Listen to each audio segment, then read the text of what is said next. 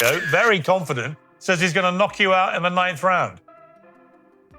Yeah, man. You know, he's a dumbass, and so it's gonna be apparent on Saturday when he's the one that gets knocked out. I mean, genuinely, fighters always say this. There's the back and forth, but Piers, I'm being so honest, man. This guy is easy work. Warm up.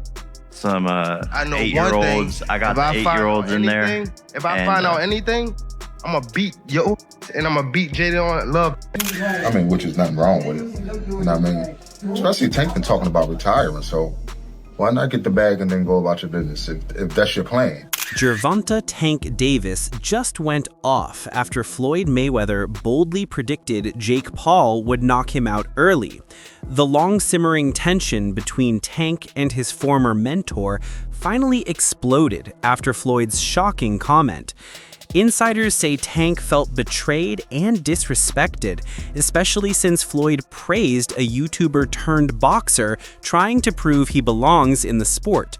What started as a casual prediction quickly turned into a fiery online feud, with Tank accusing Floyd of chasing clout instead of protecting boxing's integrity.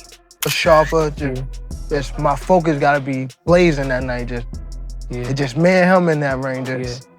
All in all, be better. I saw 8 to 10 rounds is what you thinking, and I also saw, I think I saw 6 rounds. Is what you thinking? I could be wrong. 7 or 8. 7, yeah, it's right around there. Yeah. How you pick that number? Like, how do you pick what round it's gonna be?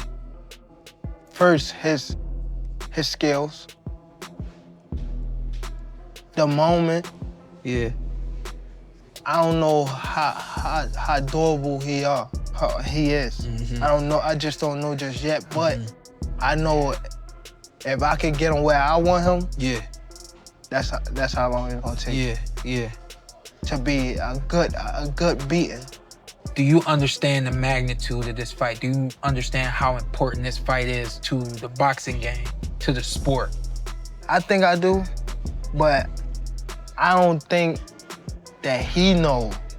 I've been in big fights, but it wasn't nothing like this. From the moment this fight was announced, one topic has dominated: the massive size difference. Champion Terrence Crawford didn't mince words, saying Jake is simply too big for Tank. Crawford admitted Davis is incredibly skilled and explosive, but size changes everything. He warned that if Jake lands one clean shot, the fight could be over in an instant. Says he's going to knock you out in the 9th round. Yeah, man. You know, he's a dumbass, and so it's gonna be apparent on Saturday when he's the one that gets knocked out. I mean, genuinely, fighters always say this. There's the back and forth, but Piers, I'm being so honest, man. This guy is easy work. Former UFC champion Daniel Cormier echoed those concerns from a combat sports angle. On his podcast, Cormier questioned the fairness of pairing Tank with Paul, calling the weight gap a huge problem. He explained that boxing is built on weight classes to keep things even, but in this matchup, that balance is gone, meaning the better boxer might still lose just because of the physical mismatch. To me, non-basketball terms, just such a funny internet game. But explain this to me like a 3rd grader. What is an exhibition fight?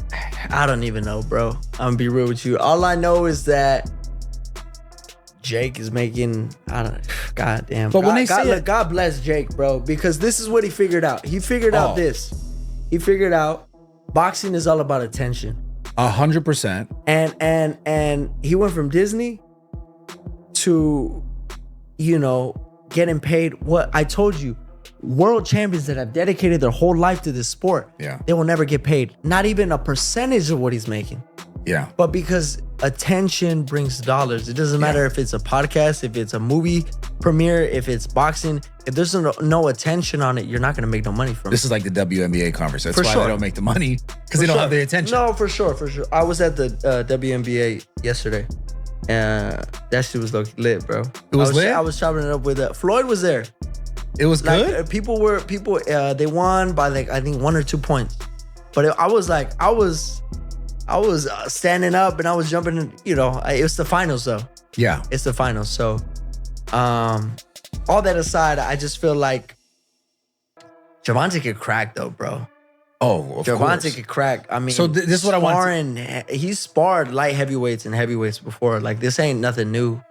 Even taller guys. For sure. Yeah, so what I really want to ask you in regard to that fight is, like, obviously someone like Gervonta is not, in his mind, he's not going to go out there and look stupid, no matter how it goes. Right. No, he's not. But that's what when I see it's an He's not. exhibition fight, I'm like, what does that mean? Like, you can still get knocked out. You know, I feel like that means there's not going to be no winner. No effect on the record. Yeah, that's exactly what it means. But you could get knocked out. So you don't think, because, like, you know, the beef now is like, this shit's the WWE. That's what people say about boxing. I mean, like, you're completely right about Jake and what he's done. It's insane. Yeah. But he'll get the WWE. Oh, this is just like, what is this? Do you see it that way? God bless him, bro. God bless. Hey, call my fights WWE fights, whatever you want to call it. If I'm getting paid $80, $100 million, I mean, come on, bro. And look, the thing is, every single person that is commenting that, if they brought $100 million check in front of you. Cormier and others have highlighted the numbers. Tank fights around 136 pounds, while Jake Paul comes in close to 200. Cormier admitted Jake has carved out his own lane in boxing, but asked a hard question. How can fans or sanctioning bodies take this seriously? For many, the weight gap isn't just an advantage, it's an unfair mountain that could completely tilt the outcome. Marry up all this. Well, there's an end game and a bookend to what Jake Paul's doing, and I think he's getting very close to the bone with this one because it doesn't really work. It's the biggest freak show so far. Like you say, Gervonta is not in everybody's list, but he's there or thereabouts in the pound for pound list. I mean, since the Lamont Roach fight, people have been down on him a little bit more. You know, a lot of people might have lost that fight, you know. Obviously his troubles and travails away from the ring have meant that, you know, people are starting to question 33 now, is he? No, I don't even think he's that. 31. I think it's 31 max, 31. Yeah. But they're beginning to question his validity. But yeah. Go on. 31, yeah? 30. Okay. Yeah. They're beginning to question, or I said we all are, but people are in general beginning to, pundits, and some fans are beginning to question his validity in that top 10 pound for pound list. I think he belongs there myself, or just outside it. Certainly in the top 15, no question. Maybe top 13. I think I've got him. I think I had him at 11 or 12, but I might have done a list on Saturday night. And obviously we want to see him in the ring with Shakur Stevenson. It's the big fight. So, or even in Naoya Inoue at some point, which is a fantasy matchup that I remember dreaming about around the same time I was dreaming about Terence Crawford and Saul Canelo Alvarez a couple of years ago. Tank recently fired back at the critics, saying it's all part of a familiar cycle. When you're in the spotlight too long, people want to see you fall, he said. It's the same thing Floyd went through. Fans loved him until they saw too much of him. Davis believes the same pattern is happening to him now, as admiration slowly turns into hate the higher he climbs. You know what I mean? Especially Tank been talking about retiring, so why not get the bag and then go about your business if that's your plan? I mean, if that's your plan to retire, then go get the bag and go about your business. You ain't doing nothing wrong. I'm not against it. You got some people that are very critical, Tank. Does it make sense depending on what you're in boxing for? Because you got some people that want to fight the best. You got some people that want the accolades, the belts, you know, the undisputed. And you got some people that just came into this game like, look, I'm trying to get my family out of poverty and give us generational wealth. Does it all depend on what you decided to box for? Well, Tank accomplished a lot at a young age. You know what I mean? He accomplished a lot at a young age. So I wouldn't be mad if he took the bag and went about his business and never fought again. You know what I mean? Plus, like, look at some of the things that he's going through. You know what I'm saying? So, you know, a lot of that can affect you as well. You know what I'm saying? Like when you're trying to be in this game. So I think, you know, get the bag and go. That's your plan. Get the bag and go. For me, of course, I wanted to see him fight Shakur. I wanted to see him fight Devin. Yeah, we all wanted to see him fight. It was lame. And even though Jake Paul tried to egg him on and try to goad Gervonta Davis on, he's dealing with somebody that is not a quick-witted, thinker. He's not a quick-witted speaker. Tank Davis is explosive in the ring. He's fast and powerful in the ring. He's charismatic inside the ring when he's punching. But when you put a microphone in front of him, he's not articulate. He doesn't know how to quickly respond to people. He stutters a lot. He does more stuttering than talking. So Gervonta Davis in front of a microphone is not going to sell.